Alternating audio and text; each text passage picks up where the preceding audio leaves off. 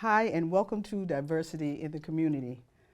I'm so excited to have a young lady with me that I've never really sat down and talked with before, but I've watched her from afar.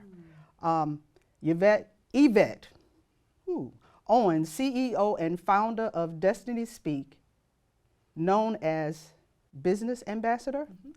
Welcome to the program today. Thank you. I am so excited to have you here today. I'm excited to be here with you. Uh, I'm watching you from afar too. I saw you years ago when we did a little some little program we did and you were on. But I always watch you, and I'm always inspired by you. But before I get to talking so much, because I can ramble on. Would you like to tell the audience a little bit about yourself? Sure. I am the CEO and founder of DestinySpeak. I'm a mom. I'm a grandma. I'm a minister. I'm a leader in corporate America. I've owned nonprofits. I'm a big sister. I'm a daughter. So I am a holistic person. Yes. But most importantly, I do what I do because I know that people need to be pulled. Yes. And have revealed for them what it is in them that we see. Yes. And I'm conscious that we can't take them where they're not ready to go, but we certainly can reveal to them what we see so they have options. Because so many people feel like they're stuck or are literally stuck because they don't know they have options. Right. And I'm here to let their destiny speak out loud, which is one of my programs. So, and you've been doing this for quite a while, right? I have. Oh my goodness, about how many years? Well, DestinySpeak was formed back in 2011. Wow. But I had a nonprofit before then, which started in 2008. And that nonprofit, I saw young people coming in corporate America and really not having the support they needed. Yes. So it was a motivational program. We didn't call it mentoring because when I tried to go out and find mentors, people were like, I don't want to do that because they felt it was a life sentence. Yeah. But when I called it motivators and the people we were helping achievers, and I really took our approach from my project management perspective, then people were like, oh, I can do that because it has a defined start and a defined finish, and they don't feel like they were taking on somebody else's children. So we did that for quite some time. I did it for a while, took a hiatus because just the support wasn't there. You know, when you volunteer, have volunteer people get tired, right? Yeah. But I felt the pull that I needed to do it again. Did it for about 2 years more, and then it was like, okay, enough of this. And those 2 years were beneficial because the focus was then young women, 18 to 26. And really help them to really see the things dealing with emotional intelligence, dealing with how to really plan out their life, have roadmaps, goal-oriented, see their strengths. Prior to that, it was both male and female. Really like, okay, well, where can we help you? How can we help you? And by when, right? And we were very transparent because we were like, I'm becoming as I'm helping you become. So if you don't come to the table with the things that you promised to work on, because I'm going to bring what I promised to work on. And if that was 3 times, it was 3 strikes, you're out kind of thing. There was like, maybe this is not the right time for you. But there were many who really did achieve what they were looking for and the support in their workplace that they don't necessarily have. Because not everybody has internship programs or quality people that are really going to help you if you're in those programs. Right. To really navigate those things that nobody talks about until you run into it and you're in trouble. Right. And it's like, no, let me show you the traps, the barriers that you have to get over. What do you do when your boss is crazy? Right. What do you do? I mean, it was just that very basic, very in the face kind of thing. How do you go overcome those things and still be successful? Because everybody can't just walk away from a job. Right. Everybody can't just say, yeah, no, enough is enough. And I still have to stay in this job. I have to feed my family. So how do I overcome those obstacles? And that only makes us stronger, right? Right. So very diplomacy lessons taught. So, yeah. So have you come across young people that you have dealt with and it's years down the line and they just see you and say, oh my God, what a difference you made in how I saw the world. I saw whatever they were doing. Absolutely. Yeah. Absolutely. They come, and that's a great feeling. Oh, I know. That's an amazing feeling.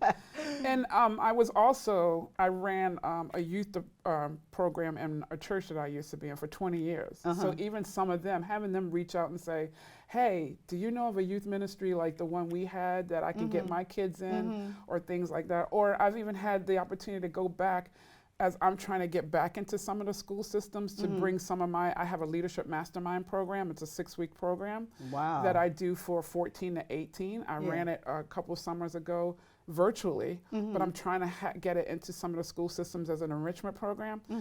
And going back and talking to some of those that I helped raise who are now superintendents of schools, and be able to have them now impart to me and give me their insight. That's an amazing feeling. Amazing feeling. Some of them are doing opera, some of them are coaching, major college basketball, football teams. They're doing just phenomenal things. Oh my God! All by the grace of God, by the way. I just had a little hand in it. I hear you. I know.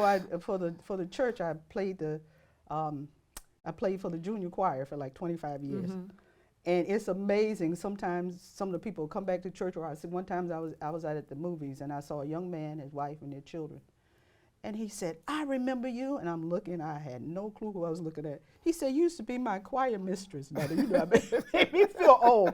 But what a good feeling that they remember, and you realize that you've had a small part of their success, that they remember you.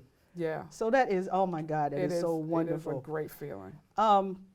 One of the things before we get into the business things that you do is your grandbabies. They are adorable. Thank you. And I didn't have this down here, but you are a fantastic praise and worship leader. Thank you. And what made you even more fantastic is I was there one night and you were singing down with the microphone and you had your grandbaby in your arm. Yep. I've had to do that. I've had to do it on the podium too. I mean, when my grandson was young, we weren't broadcasting or anything like that. And I didn't have anybody in the sanctuary that he would either stay with or, so he'd be in one arm and singing in another. I'm just thinking the strength of a woman. You were up there with that mic, and the baby was bouncing around on your shoulder, and just wonderful. That was just one of the things that I noticed. When I think about that, I actually had to do that with their mother. A choir that I was with, we went down to Florida to do a concert. Yeah. And she would not. She was screaming, she would not. So I ended up having to hold her through the two-thirds of the concert. Wow. Because and that was a whole choir, but so, hey, you do what you got to do. That's what I'm saying. You have a strong woman that's out there, you're teaching people, training people, and then you got that soft part that I saw when I came over that night with the grandbaby while you were still doing praise and worship. What a blessing. What a blessing it is to have you here today. What encouraged you to come up with DestinySpeak, Vision to Reality? It was, so you say I'm a praise and worshiper and stuff, so I get a lot of my visions and strategies in the midst of praise and worship, right? So, but really it was, so I heard that to do that, and it really is to make sure people are becoming their most authentic self. Yes. And showing up strong in that space. Because there's a lot of people who don't know their identity, and if you don't know it, somebody else will define you. And so it's our obligation to know who that is. Now, I'm speaking from someone who had to wrestle with that myself. Because, you go from college into corporate or whatever, and you're excited, you want to do you want to be the most, you want to climb the ladder and stuff, but you're really still dependent on the people around you to show you the way. And if they don't have a pure heart in doing that, then they try to mold and shape you into who they think you should be, as opposed to who you really are. And that's really what DestinySpeak is all about. It's all about. And especially now with all the change, I'm focusing on helping and teaching leaders the change principles of change leadership. Because if I can't manage and lead properly through change, I'm not going to get adoption. to the change. Yeah. You know, people either going to be slow to adopt to it Yeah. or not at all. Right. Right. And therefore, I'm going to lose great talent, and I'm not going to have high performing teams. But Right. when I can go in and train leaders on how strong they need to be in those change leadership principles, then they are going to get great increased adoption, retain that talent, and have high performing teams. Right. Right. Oh, wonderful. How long have you been in business? In business, like in corporate itself, Yeah. this year will be 43 years. 43 years. 43. Oh my goodness. Oh my goodness. And you also deal with people outside of corporate. So how long have you been doing that? Still like on this? all my life, you know. Yeah. And when I say that, all my adult life especially, but even in college, you know, you're mentoring stuff. But certainly after, when I started working, I'm always in the community. Even here in Windsor, I was a commissioner of the youth. I was a chairperson of the youth commission for several years. Wow. Yeah, and so it's like I'm always looking to help people become better. Even if it's a leader, how can you be a stronger leader? If you're an independent contributor, how can you be empowered to do the really best and do great, phenomenal things that are far beyond what you ever thought? And that's who I am. I had a friend once say to me, we were in the mall and we ran into somebody, and it was just somebody she knew, but I didn't know, but I started engaging them in a conversation. She said, "You do what you do everywhere you go, right?" So I was like, it's just in me. I can't help it. I can't help it. Yeah, you just are who you are. I am who I am. Yeah. Why did you decide to become an entrepreneur? I don't know. You know, that's the honest answer. I really don't know. It just happened to be something that I knew I was supposed to do. And the way to do it is to become an entrepreneur. Yeah. Now, since being an entrepreneur, I now know the benefits of being able to, you know, chart my own course, to do it the way that it's given to me to do, and not be subjective to someone else's plans. Yeah. And not that I'm very collaborative, so I don't want anybody to think that it's all me or no way. Yeah. Not at all. But when you're given a vision, I think we're obligated to carry out that vision just as you've been given it. Yes. And not to have somebody else. I made that mistake once with my nonprofit.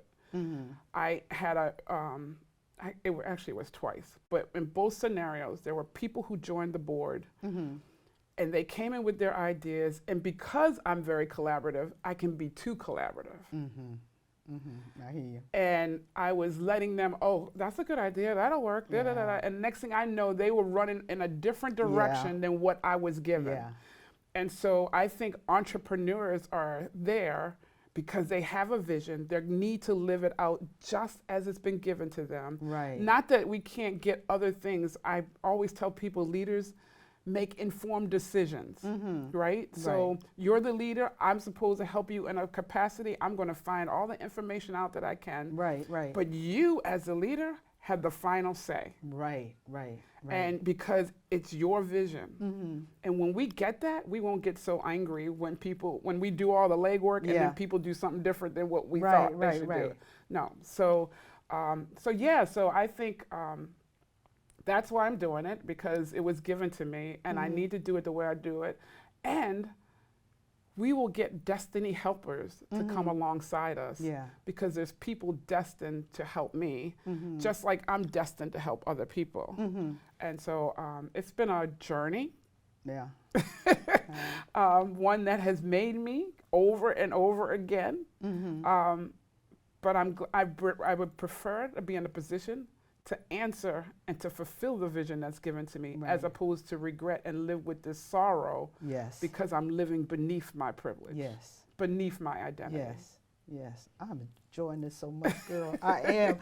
You see people, but you know, I mean, I saw you as a singer, and I've seen a couple of things on the Book of Faces and all that. But to you actually sit down and really listen to a person, oh my God, your statements and whatever are just so powerful. Oh, thank you. Yeah, you have so much to. Do you live in Windsor? I do. You do. You're a Windsor resident. I am.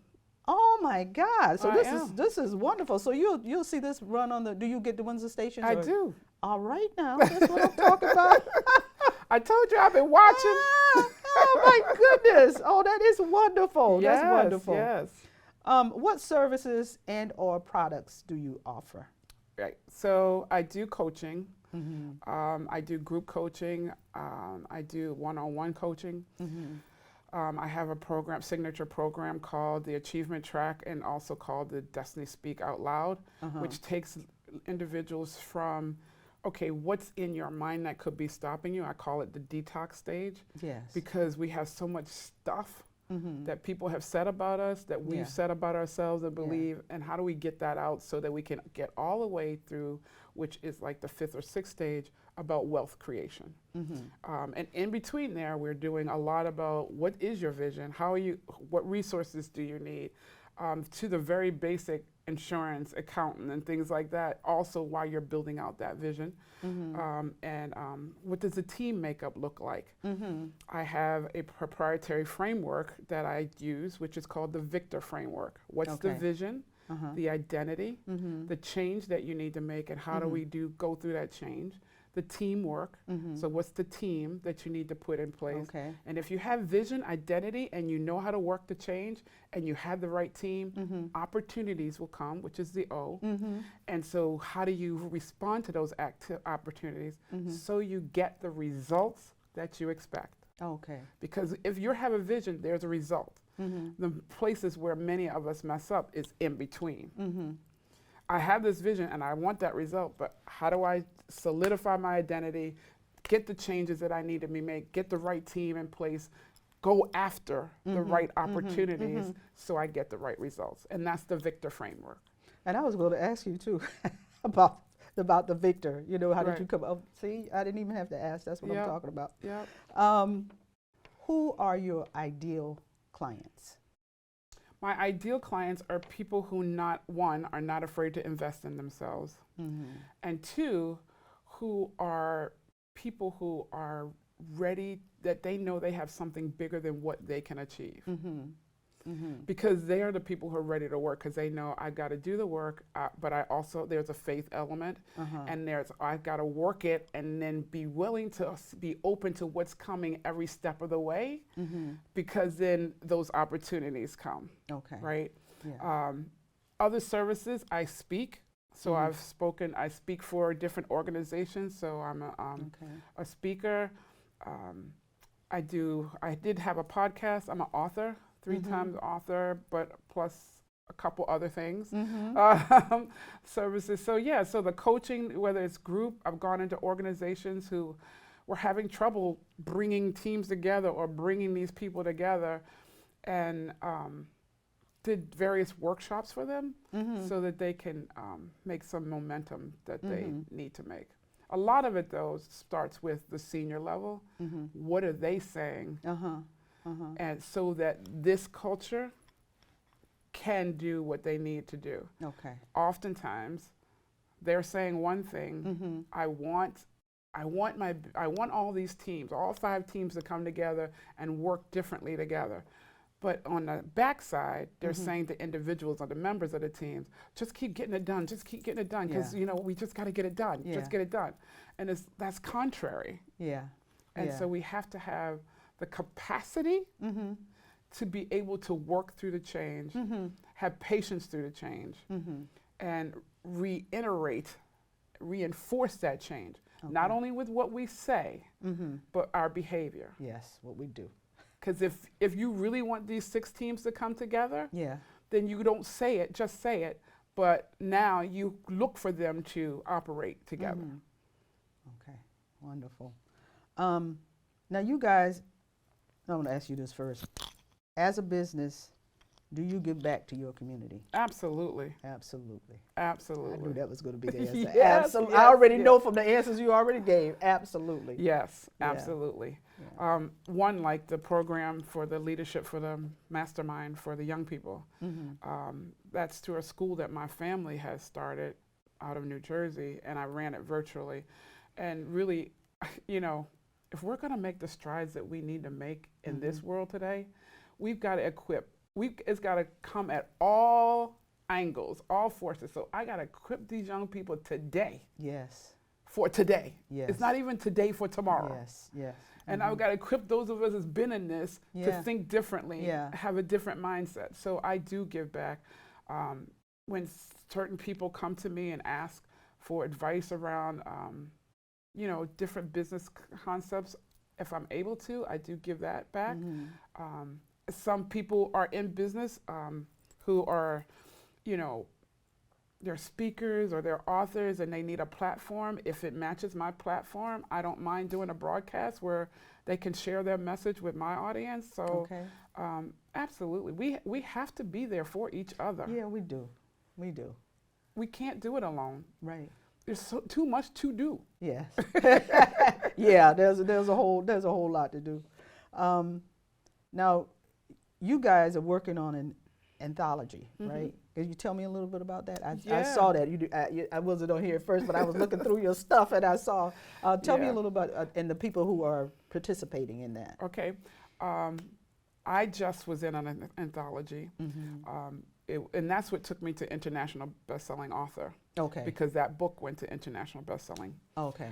It was called Self-Empowerment, Our Conversations with the Divine. And so each of us wrote a chapter on that. Okay. So my book, The Creatives, Leadership, is about how have some of those people, how have leaders who really been successful use their creativity to do it? If you've gone to business school, you can do things by the book, but when you get in the trenches, you know that by the book is not going to get it. You're not going to work. Not going to get, not that you throw that out, but you're going to have to come up with something else, right? Yeah. And so I reached out to different people. I put out there and say, if you find yourself and you believe you're a creative leader, and you had to deal with situations that you weren't prepared for, but you were able to overcome it and get your team to overcome it, you need to tell your story in this book. So I have music producers, I have people, a woman who owns her own distribution label, music label. I have a caregiver who's a leader, and she was like, this is where I've been all this time, and I don't know if I'm really considered a creative leader. I said, if you were still able to lead your family through many deaths, caring for multiple people, and still do your job, we need to hear what to do when life hits. Yes. Because every one of us is going to experience life. Yes. And I say you can either do life or have life do you. Oh my God. And so we're going to hear her story. We have another, the publisher actually is doing the forward. And she's been on Forbes magazine. We have a really, a young man who's been leading and creating leaders from an entrepreneurial perspective. He's in the book. We have a a Latina woman who owns a financial organization, created it, and building it around her family, so she's creating legacy. She's in the book. Another woman who has been coaching executives in the book. Just phenomenal people, and I'm excited for others to hear their stories. We have a pastor from India who, he has to be creative all the time to feed his parishioners, make sure they're getting ministered to. When they have storms, how does he get to them? He's in the book as well. Wow. And you talk about the lady that had to take care of the family. And I think about myself. My mother had ended up with dementia, and I had my mother and my father in my house. My father had cancer. My mother had dementia.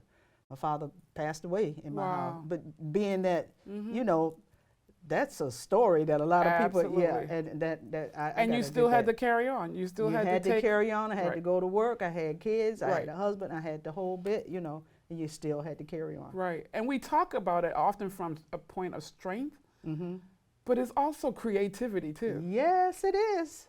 How'd you feed, take care of this, do that all at once, still do the work that you need to do for your job? How do you do all Yeah. that's creative? Yeah, and be able to walk into the door. You've left, I don't want to call it chaos. You left sadness and this and that, and you walk into the door. Good morning, how you Right. doing? And taking care of whatever you got to take care of. Just Exactly. keep it moving. And you bring up a good point, because that's one of the things she had to realize. So she was also going through, I don't want to share all her story, Yeah. but really hard menopause, Uh-huh, right? And so how do you self-care, like Right, you said? right, right. How do I still get this energy up to be able to still be on for the people who are next waiting for me, right? Every one of these leaders that are in the book Yeah. bring strength and Such a creativity. variety. It's just Yeah. beautiful. Yeah. That is beautiful. Oh, I love it. I love it. Where would you like to see your business in the next 2 to 5 years? I would like to see, so it's on a trajectory to be a global business. Mm-hmm. I launched a executive roundtable yesterday, the first of 3 that we're doing this year. And yesterday we brought together leaders across, we had leaders from Israel, from India, from Wow. South Africa, Wow. from the United States, all on the call, talking about how do we help our employees succeed in the midst of change. Because every organization has experienced rapid change. Yeah. So how do you equip those employees to be successful in that space? So like I said, we're on a trajectory to be an international organization. And I want to just help, and it's not a just, because I don't like to use that word just, because anything you do is not just. Right, 'cause it right, takes right, effort, right. I really want to see us really reaching those people. I want to have a bigger team that I can reach more people and bring hope. I talk about leading with soul because a lot of people don't know they can bring their whole self. And that means one of the things I shared yesterday is I thought just before we went into the executive roundtable, I've had to be there for my teams and give them what I wasn't getting on the other side. Yeah. So how do you equip leaders to be able to do that? And why? Because there's something in my soul that would not let me respond to the people who were following me the way I was being treated on the other end. Yes, yes. And so when you are a leader and lead with your soul, you respond different Yes. than it's just my job, or I'm leading from my ego. Yeah. It's time out for ego. People are leaving organizations Yes, they because are. of egos. Yes, they are. And they are looking for people who absolutely care about them, care for them, and look to win with them. Too often we as organizations or as leaders, senior leaders, we're looking to just win, and whoever comes along with it. No, I'm looking to win with the people who have signed on. Most of the time I brought on, right? I'm looking to win with them. And that's leading with soul. Oh, love it, love it. What else was I going to ask you? I just had so much. Let me see. Oh, we already talked about that. You already answered some of my questions that I had on the back of here. But one thing I wanted to talk about that doesn't have anything to do with what's on here is your daughter playing the drums. My goddaughter. Your goddaughter playing the drums. I sit and watch her. She don't know how inspiring she is. Oh, wow. I sit and watch her when she's playing, and it's just like, and the last time I saw her, she had on this beautiful outfit, hair looking all beautiful, nice, long, beautiful earrings, and she's tearing those drums up. Yeah, yeah. Yeah. What a blessing, what a blessing. But I didn't want to leave without talking about that. I talked about the grandbabies, but I just wanted to have the fact that she is just such a beautiful girl, and I watch her and I'm like, oh my God, how beautiful is that? Yeah, she's an entrepreneur herself. Yeah. She owns her own hair salon. Yeah. She's one of the most resourceful people that I know. And so she can create a space for you that is just amazing. Wonderful. But she's got a lot more that she's going to give to the world, and I'm looking forward to it. We've even built out a roadmap for her, and with her, based on her vision. And yeah, she's an awesome young lady. Yeah, Awesome young lady. Yeah. So you can tell I said I'll be watching her. I will. Is there anything else that you would like to say to the audience themselves? Something inspirational? So You this said is so what, much already, but well, I know. I do have something because I was asked this question before, and this is what keeps coming to mind because this is what came to me mind a couple of weeks ago, and that is to tell people to dream again. Yes. So many people have lost hope. They've lost, just don't believe. They're frustrated, and I've gone through all of that, all of it. But you have to dream again, whatever it was. And I've been talking to people who are in their 80s.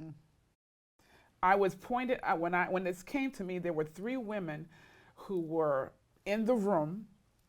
Honestly, it was in the sanctuary, who said, you need to tell them to dream again. Every one of them were over 80. Wow. Every one of them. And I've met with 2 so far who have dreams, and they've been wrestling with this thing. And they've been actually putting plans together to do it. And I don't mean making granny soup. I don't mean, quilting or crocheting. I mean, these women have dreams and vision that are going to bring hope to other people. And they just needed to hear dream again. And they just needed that coaching to say, okay, what are your plans? How do you go about doing that? So you asked, do I give back? That was a way that I gave back because I heard, go talk to each of them and say, dream again. I have one more that I have to meet with on one. I was planning to bring them all 3 together because, it's like, okay, I'll answer. Let me do this the most efficient way I can. So I was thinking I was going to meet with them all 3 together, but it didn't work out that way. But I'm glad it didn't. Wow. Because it took an evening with each of them to really hear what they're planning. And it is some phenomenal stuff. Wow. So I say to you, if you're in your 80s, if you're in your 90s, if you're in your 70s, if you're in your 60s, 50s, for whatever age, because if there's a message for people who are in their 80s, dream again, then there's a message for you, dream again. Wow. Dream again. Wow. Wow. Whatever it is, without limitation, there's a plan that can be put in place that you can see the manifestation of that vision. And we only have to do things one step at a time. But if you go, as you go, the resources will come, the people will come, the vision will get bigger, and you will really see it come to life. And we're obligated. I always say, I want to leave here empty. Giving all. Everything I was supposed to do, everything I was supposed to get, I want to say it was done on this side. So when I leave, it's like, okay. Yes. Done. Yes. How powerful. I did that. How powerful. And not because of an ego space, but how sad when we just let life live as opposed to live life. Wow. And so dream again. That's my message. Powerful is that? And it kind of hits home, before we go off, it kind of hits home because me and my prayer partners, all of them are retired except for one. And everybody went into a whole new business. Dr. Howard got her doctorates, and she's going around and doing. My cousin was the first black nurse educator at Hartford Hospital in the operating room. She's doing baskets. Another friend is, she's a master jeweler. Right. So she's doing jewelry. Right.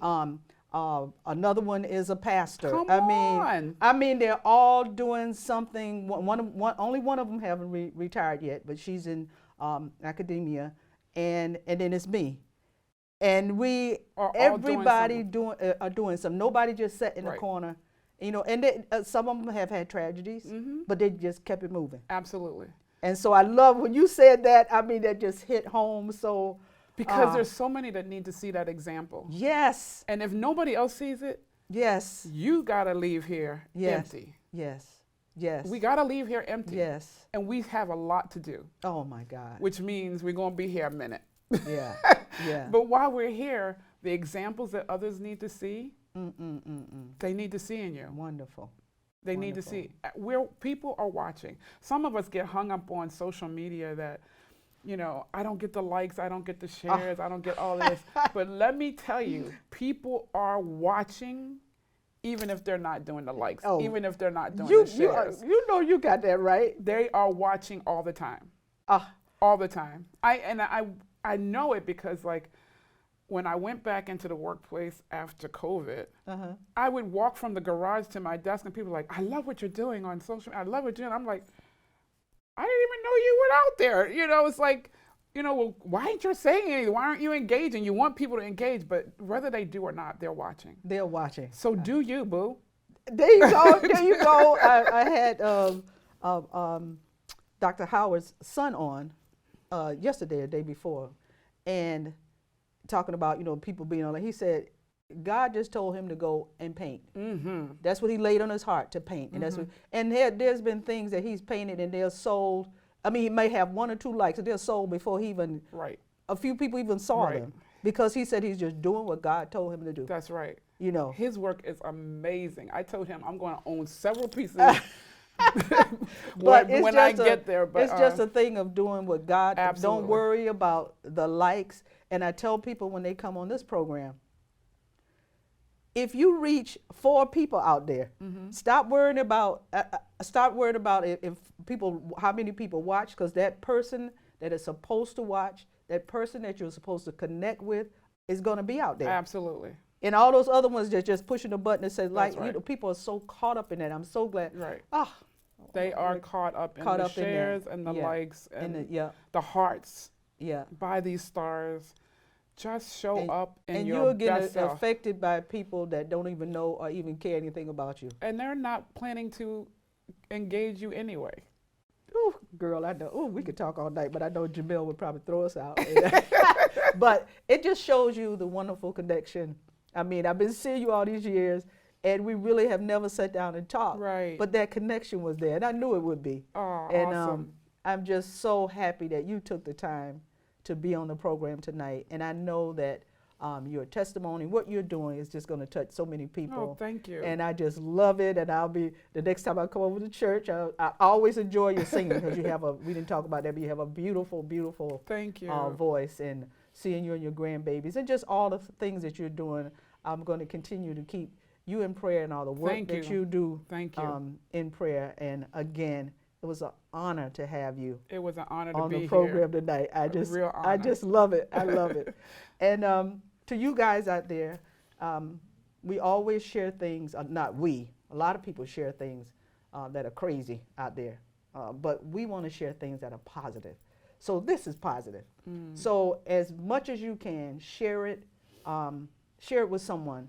And so I thank you guys for watching. I've been on here since 2008. I thank you for hanging in there with me. And so you have a good night. Thank you.